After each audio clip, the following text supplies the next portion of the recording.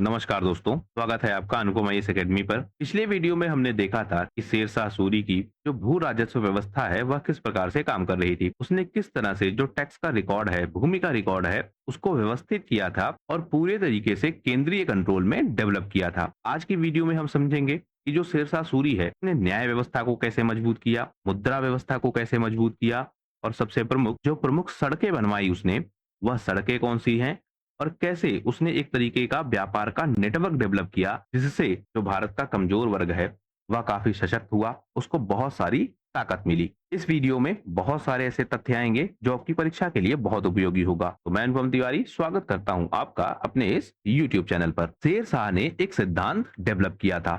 सिद्धांत का नाम क्या है?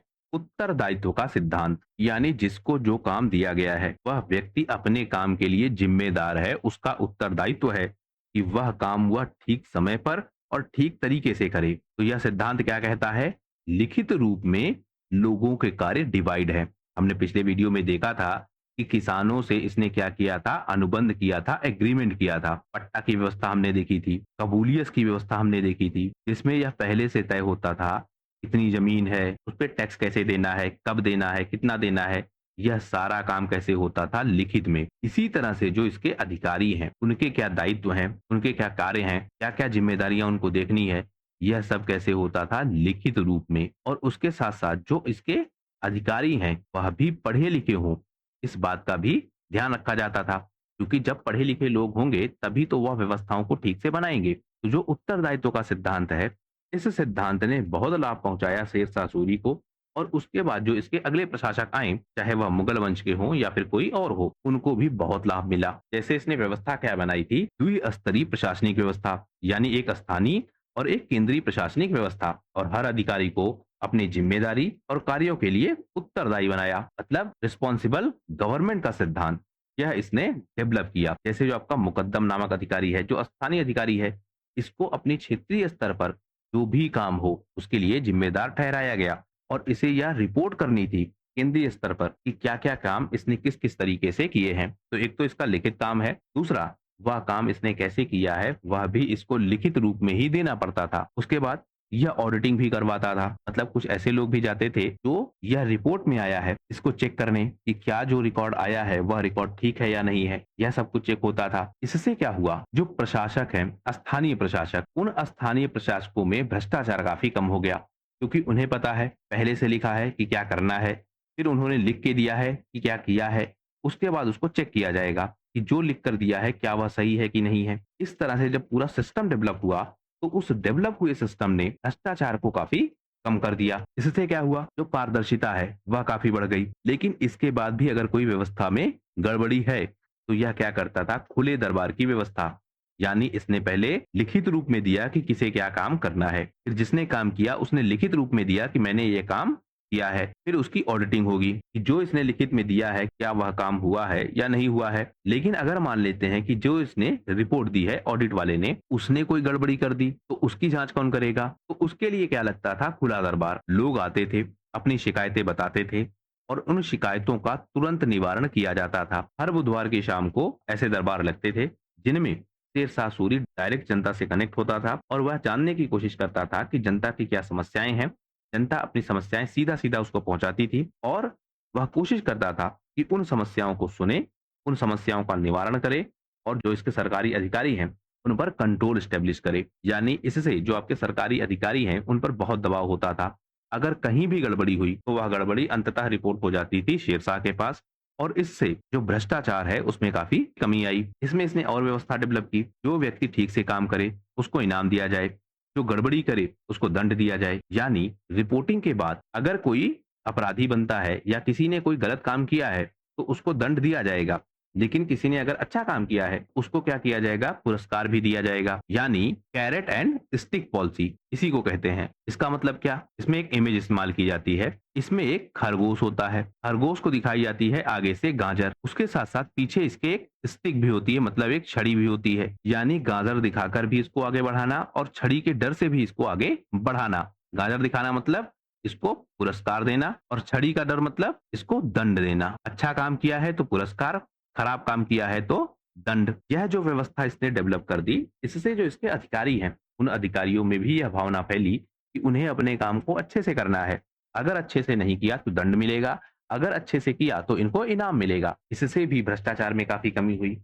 स्थानीय समस्याएँ जो हैं, क्योंकि यह डायरेक्ट भी लोगों की बातों को सुनता था, तो जो स्थानीय समस्याएँ हैं, यानी जो रूट लेवल कॉज़ है, उस कॉज़ को यह समझता था कि वास्तव में समस्या क्या है और उस समस्या का निवारण करने की कोशिश करता था। इससे जो आम लोग हैं, उनकी समस्याएँ जब सुलझने लगीं, तो होने क्या लगा? कृषि व्यवस्था बहुत मजबूत हुई। अब यह कैसे होगा? जैसे मान लेते हैं कि कोई किसान है, उसकी समस्या है कि उसके खेतों तक जो पानी है, वह पानी ठीक से नहीं पहुँच रहा है। यानी जो नहर है, वह उसके खेतों तक नहीं है। अब उसने क्या किया? उसको टैक्स तो देना ही है, तो वह पहुँचा कहाँ? अधिकारी के पास कि मेरी ये समस्याएँ हैं, इसको सुलझाई जाए। अधिकारी ने अगर समस्या सुलझा दी, तब तो वहीं उसका निवारण हो गया। अगर अधिकारी ने किसी तरीके से वह समस्या नहीं सुलझाई, तो वह चला जाएगा कहाँ? खुले दरबार में और राजा से ही सीधा-सीधा शिकायत करेगा या राजा से अपनी समस्या बताएगा कि मेरे खेत में पानी नहीं पहुँच रहा है, नहर वहाँ तक नहीं है। तो राजा इसकी समस्या का एक तो समाधान करेगा, दूसरे इस अधिकारी को क्या करेगा? दंड देगा, जिसने इस समस्या को सुलझाया नहीं था, जिसकी ज़िम्मेदारी थी। अब जब एक अधिकारी को दंड दिया जाएगा, तो ऐसे जो अन्य अधिकारी हैं, उनके मन में यह बात बैठ जाएगी कि काम ठीक से करना है। यानी अधिकारियों में जो रिस्पॉन्सिबिलिटी है, वह रिस्पॉन्सिबिलिटी भी बढ़ेगी। लेकिन ओवरऑल क्या होगा? जो किसान की समस्या है, वह किसान की समस्या सुलझ जाएगी और जब किसान की समस्या सुलझ जाएगी, तो वह क्या करेगा? उत्पादन को बढ़ाएगा। अब उत्पादन को बढ़ाने के बाद जो टैक्स का सिस्टम है, वह टैक्स का सिस्टम भी अच्छे तरीके से डेवलप है, पहले से लिखत में है। तो जो टैक्स का रेट है, वह टैक्स का रेट भी फिक्स है और जब रेट फिक्स है, तो किसान क्या करेगा? एक निश्चित मात्रा में क्या करेगा? टैक्स जमा कर देगा। लेकिन उसके पास फिर क्या बचेगा? अधिशेष, मतलब उसके पास सरप्लस बचेगा। उस सरप्लस का वह अलग-अलग तरीके से क्या करेगा? इस्तेमाल करेगा। इससे क्या होगा? जो आपकी इकोनॉमी है, उस इकोनॉमी में क्या आएगा? बूस्ट आएगा, सर्कुलेशन बढ़ेगा और जब सर्कुलेशन बढ़ेगा तो इकोनॉमी में बूस्ट आएगा और उस बूस्ट का लाभ ना केवल उस किसान को, बल्कि वहाँ की आम जनता को, जो आपका प्रशासक है उसको, जो स्थानीय अधिकारी हैं उनको, यानी सबको मिलेगा और इससे जो पूरी व्यवस्था है, वह व्यवस्था काफ़ी अच्छी हो गई। इसीलिए हमने यह भी देखा कि जो अधिकारी हैं, इनकी नियुक्ति में भी ध्यान दिया जाता था क्योंकि इतने सारे काम करने हैं, टैक्स का रिकॉर्ड ठीक से रखना है, हर चीज़ की लिखत में रिपोर्टिंग है, हर चीज़ को लिखत में देना है, तो जो अधिकारी है, इनकी योग्यता भी परखी जाने लगी। यानी अब योग्य व्यक्ति ही प्रशासक के रूप में नियुक्त हो सकता है या जो स्थानीय अधिकारी है, उनका पढ़ा-लिखा होना, उनका रिकॉर्डों को मेंटेन करने वाला होना, इन सारी क्षमताओं के आधार पर ही अधिकारियों की नियुक्ति होने लगी। इससे जो अधिकारी हैं, उनकी क्षमता में भी हमको वृद्धि मिली और इस वृद्धि का लाभ यह हुआ कि अंततः जो शेरशाह सूरी का क्षेत्र है, वह क्षेत्र ही काफ़ी डेवलप होने लगा। शेरशाह सूरी ने न्यायिक व्यवस्था को भी बहुत मजबूत तरीके से और बहुत स्ट्रक्चर वे में बनाया था। उसने अलग-अलग स्तर पर अधिकारियों की नियुक्ति की थी। जैसे एक व्यक्ति है मुकद्दम, जो स्थानीय समस्याओं को देखेगा, यानी ग्राम स्तर की समस्याओं को देखेगा। एक है आपका मुफ्ती, यह तालुका या फिर जिला स्तर की समस्याओं को देखेगा। एक है आपका काजी, यह केंद्रीय व्यवस्था या हम कहें राजा के सलाहकार के रूप में भी काम करेगा। इसके साथ-साथ जो मध्यवर्ती स्तर है, यानी कस्बा और शहर के बीच का जो क्षेत्र है, वहाँ की व्यवस्थाओं को देखेगा और अंत में जो केंद्रीय स्तर है, वहाँ पर सुल्तान खुद है, दीवान है, अमीन है। यह सब क्या करेंगे? सहायता करेंगे और सुल्तान क्या करेगा? डिसीजन लेगा। तो एक तरीके से स्ट्रक्चर है। आप पहले ग्राम स्तर पर जाइए, आपकी समस्या अगर ग्रामीण स्तर की है, तो आप ग्राम स्तर पे जाइए। आपकी समस्या अगर ग्रामीण स्तर की नहीं है, तालुका स्तर की है, जिला स्तर की है, तो आप मुफ्ती के पास जाइए। आपकी समस्या अगर कस्बे और शहर के मध्य का है, तो आप किसके पास जाइए? काजी के पास जाइए। तो मुकद्दम के पास जाइए, मुफ्ती के पास जाइए, काजी के पास जाइए। अलग-अलग लेवल की समस्याओं के लिए अलग-अलग लोग हैं। जैसे जो आपका मुकद्दम होगा, यह ज़्यादातर क्या होगा? कोई ग्रामीण ही होगा और जब ग्रामीण होगा, तो वह गाँव की समस्याओं को बहुत ठीक से समझ पाएगा। जो आपका यह मुफ्ती है, यह मुफ्ती कौन होगा? यह ग्रामीण तो होगा, लेकिन उसके साथ-साथ यह प्रशिक्षित भी होगा और इसके साथ-साथ यह प्रशासनिक अधिकारी भी होगा और जब यह इन 2-3 उपलब्धियों के साथ आएगा, तो यह जो स्थानीय समस्या है या जो समस्या का मूल है, उसको भी ठीक से समझेगा। इसके साथ-साथ जो प्रशासन का दृष्टिकोण है, उस दृष्टिकोण को भी ठीक से समझेगा। इसी तरीके से जो आपका काजी है, यह भी व्यवस्थाओं को ठीक से समझेगा और केंद्रीय स्तर पर तो खुद सुल्तान है। तो पूरा जो न्यायिक स्ट्रक्चर बना था, वह न्यायिक स्ट्रक्चर ऐसा बना था कि हर व्यक्ति की जो समस्या है उसका ध्यान रखकर उसको समाधान दिया जाए। तो यह पूरा स्ट्रक्चर डेवलप हो गया। इसके बाद जो इसकी मुद्रा व्यवस्था है, वो भी इसने डेवलप किया, जिसमें 2 नाम सबसे ज़्यादा आते हैं। एक आता है आपका रुपया, एक आता है आपका दाम। रुपया जो था, वह क्या था? चांदी का सिक्का था और दाम क्या था, इसकी छोटी इकाई थी। इसे भी हम समझते हैं। जब हम बात करते हैं रुपया का, तो यह 175 ग्राम चांदी का सिक्का था और यह मुख्यतः इस्तेमाल होता था बड़े लेन देनों में। ज्यादातर जो व्यापारिक लेन देन होते थे उनमें यह इस्तेमाल होता था। तो बड़े लेन देनों के लिए क्या था, रुपया। और इस रुपए को स्मिथ ने कहा है कि यह वर्तमान ब्रिटिश मुद्रा का आधार था। तो रुपया हो गया। फिर आपका है दाम। दाम क्या है, क्योंकि जो आपका रुपया है यह 175 ग्राम का चांदी का सिक्का है, यानी बड़ा सिक्का है, तो बड़े लेन देनों में यह प्रयोग होता था। लेकिन जो स्थानीय जरूरतें हैं वह जरूरतें तो छोटी छोटी है, यानी उसके लिए छोटे सिक्कों की जरूरत है, तो वह प्रयोग होता था दाम के रूप में। और हम देखते हैं कि शेरशाह सूरी के समय 1 रुपए में लगभग 64 दाम होते थे। तो 1 रुपए का 64वां हिस्सा, यानी 1 रुपए को 64 हिस्सों में तोड़ा गया है और उसे कहेंगे क्या, दाम। अकबर के समय में हम देखते हैं कि यही 1 रुपया 40 दाम के बराबर हो जाता है, यानी 1 रुपए में कितने दाम है यह समय के साथ बदलता रहा। लेकिन दाम व्यवस्था क्या है, छोटी इकाई है सिक्कों की। आपने ग्रामीण क्षेत्रों में अभी भी सुना होगा कि इस सामान का दाम क्या है, आपसे दाम पूछा जाता है। तो वह दाम क्या है कि एक सिक्के में कितना सामान मिलेगा या कितने सिक्कों में यह सामान मिलेगा। जैसे कोई व्यापारी आया, वह कोई सामान बेच रहा है, तो लोग उससे पूछते थे कि क्या दाम है। क्या दाम का मतलब कितने सिक्के देने हैं। अगर उसने कह दिया कि 5 दाम है, 5 दाम का मतलब 5 सिक्के देने हैं। और बाद में आप अभी तक देखेंगे कि यह शब्द प्रयोग किया जाता है किसी भी सामान का मूल्य जानने के लिए कि क्या दाम है। तो यह व्यवस्था इसने डेवलप की। इसके साथ साथ इसने जो टकसाल की व्यवस्था है, यानी जहां से यह रुपया छपेगा, उसको भी डेवलप किया। इसके समय में हम देखते हैं कि लगभग हमको 23 टकसालें मिलती हैं। इन टकसालों से इन मुद्राओं को जारी किया जाता था और यह बहुत फेमस हो चुकी थी शेरशाह सूरी की मुद्रा व्यवस्था के रूप में।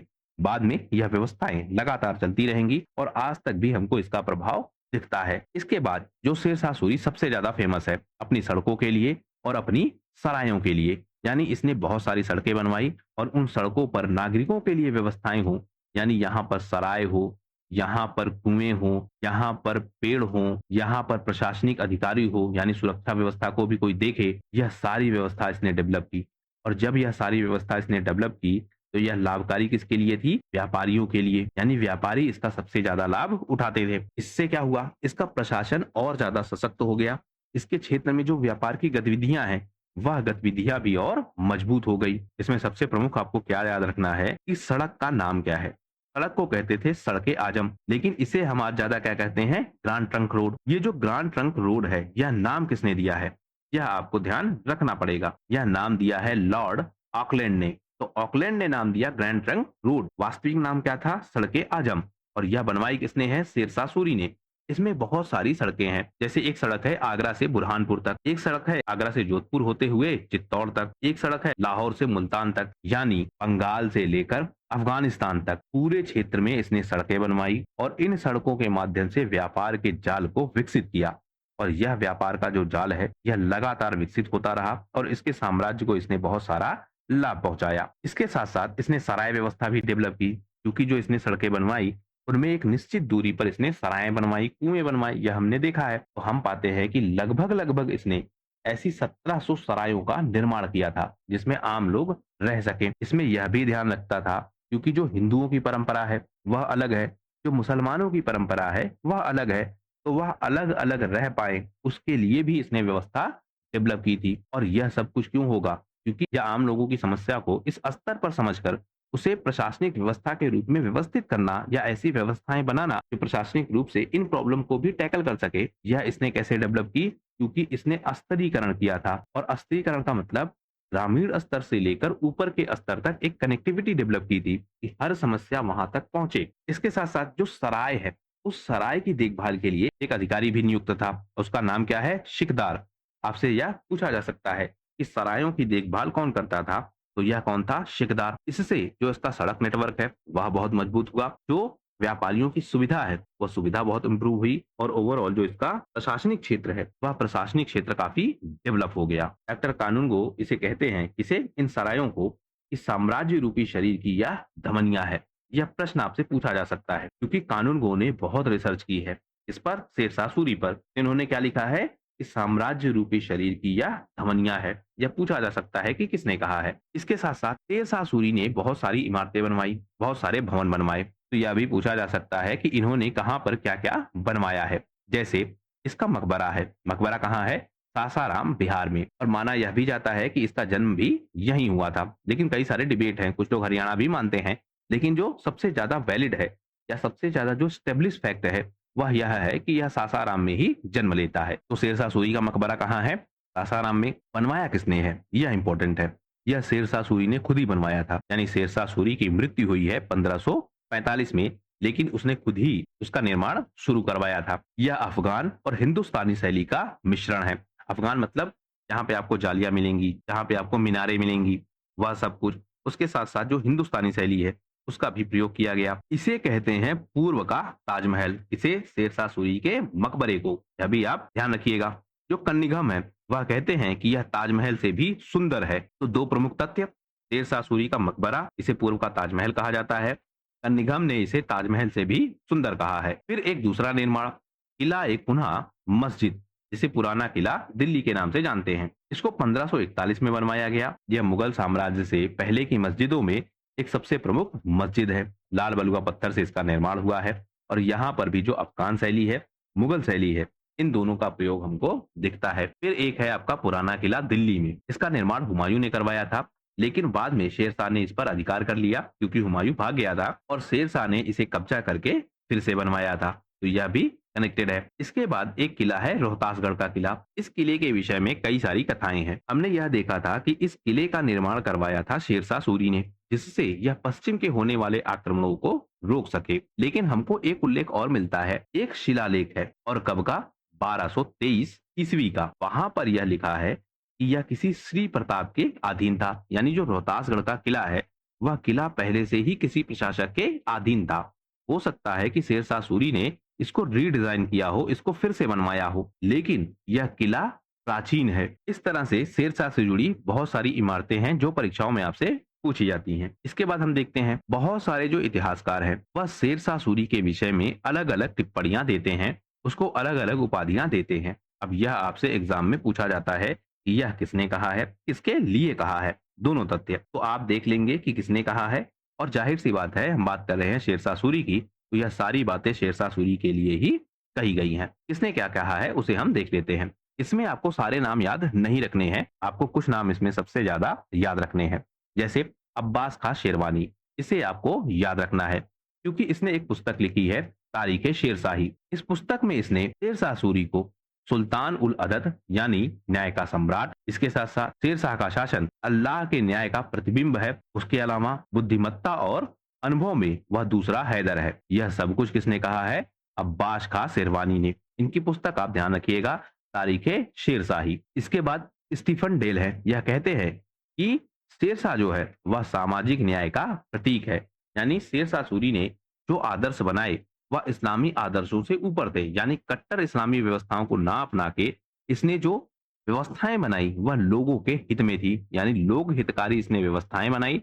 इसके साथ साथ इसने व्यावहारिकता का भी ध्यान रखा, यानी जो लोगों की जरूरत है उसका इसने ध्यान रखा। इसी तरीके से जो डॉक्टर आरपी त्रिपाठी है वह कहते हैं कि शेरशाह एक अफगान होते हुए भी भारत के लिए हिंदुस्तानी शासक की तरह सोचता था। तो यह किसका कथन है? डॉक्टर आरपी त्रिपाठी का। इसी तरीके से के दत्त है, वह कहते हैं कि शेरशाह भारतीय प्रशासन का निर्माता था और जो अकबर के शासन की बुनियाद है वह शेरशाह सूरी ने ही तैयार की थी। लेनपुल कहते हैं कि अकबर से पहले भारत का सबसे महान मुस्लिम शासक है कौन? शेरशाह। इसी तरीके से विंसेंट स्मिथ कहते हैं कि अकबर के शासन की जो नींव रखी गई वह शेरशाह का ही योगदान था। कानून को कहते हैं कि बाहर से मुस्लिम और अंदर से यह हिंदू था। तो इसमें दो तीन आपको याद रखने हैं। एक लेन लूप का कथन आपको याद रखना है, एक कानून गो का कथन आपको याद रखना है, एक अब्बास खां शेरवानी के कथन को आपको ध्यान रखना है। यह सबसे ज्यादा पूछे जाते हैं, लेकिन उन सारे कथनों को हमने एक जगह पर देख लिया है जो शेरशाह से संबंधित है और परीक्षाओं में आपसे